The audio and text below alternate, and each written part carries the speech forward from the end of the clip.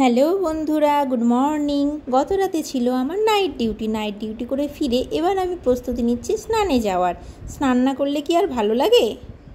স্নান থেকে ফিরে প্রথমেই যেটা আমি করি সেটা হচ্ছে স্কিনে একটু সানস্ক্রিন অ্যাপ্লাই করে নিই। স্কিনটাকে তো হিট থেকে প্রোটেক্ট করতে হবে। তারপরে বিবাহিত মেয়েদের যেটা কাজ, আমি এবার সিঁদুরটা পরে নিয়েছি। সিঁদুর পরলে কি সুন্দর দেখায়, সব মেয়েদেরই দেখায়, তাই না? এই দেখো, আমি এবার রান্নাঘরে যাওয়ার জন্য পুরো রেডি। Let's go.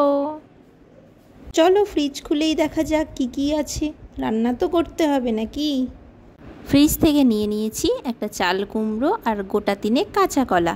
এগুলোকে এবার আমি রান্নার জন্য রেডি করে নেব। দেখো, আমি রান্নার সমস্ত উপকরণগুলোকে সুন্দরভাবে কেটে কুটে রেডি করে নিয়েছি।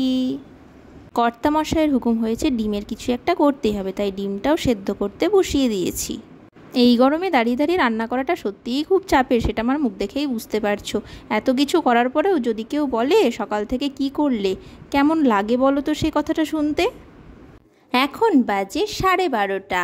আমার রান্না already complete.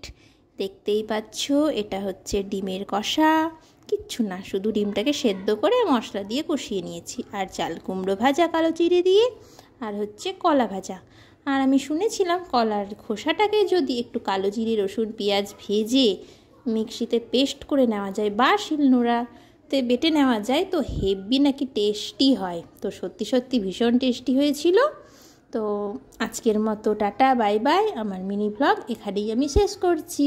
By, see you.